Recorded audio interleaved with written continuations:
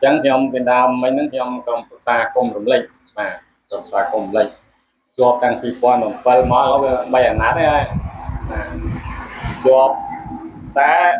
là tập hợp với những cái man ra tập anh nát đấy được ban du tịch được ban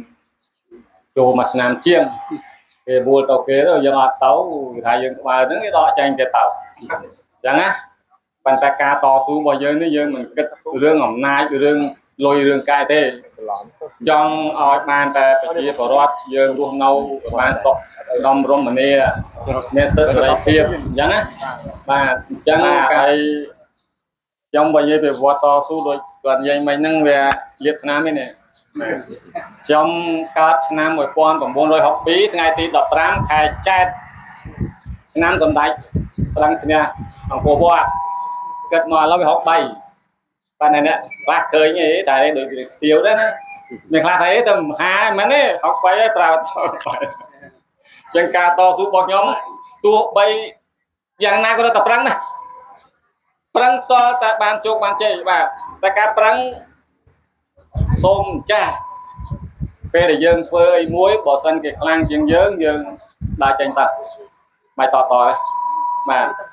យើងកាន់តែ3ទេយុទ្ធធម៌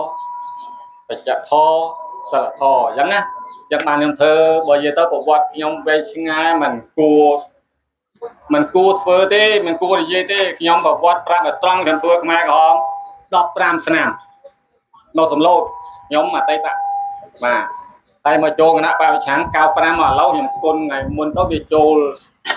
ទី40ឆ្នាំណាអត់បានរស់ស៊ីគេអត់បានរស់ស៊ីធ្វើវាដើមមកពីនោះគេថាខ្មែរក្រហមតំដល់ស្រុកបងប្អូនក្នុងស្រុកភូមិយើងធ្វើគណៈបព្វឆាំងគេថានេះស្វែងមកពីនោះមិនចូលគេទៅអានោះទៀតប្រយ័ត្ន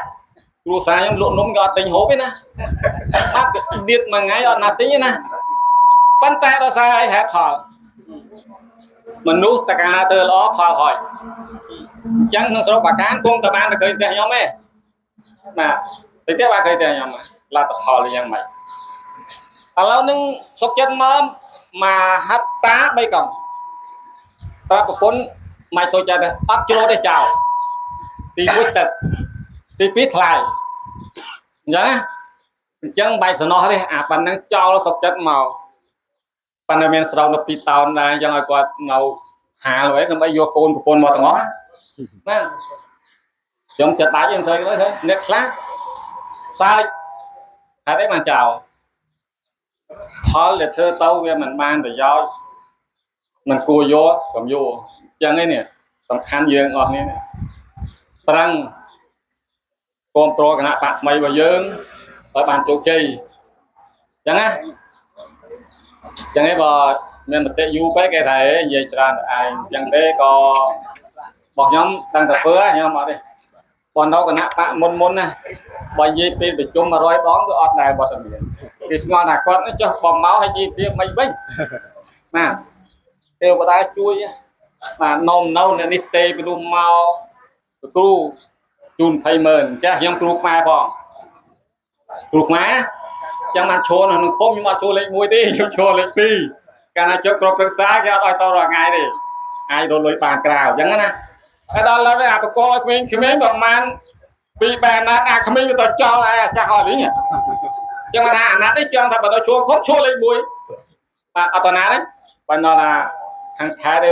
មើលទៅឃើញថាទឹកចិត្តនឹងរៀងដូចល្អដែរគាត់អត់ឲ្យក្នុងឃុំទេក៏ឲ្យមកស្រុកអញ្ចឹងណាហើយមកស្រុកគាត់ចង់និយាយតើចង់បដោះបដានឹងគុំរបស់ខ្ញុំនឹងឲ្យបានជោគជ័យសិន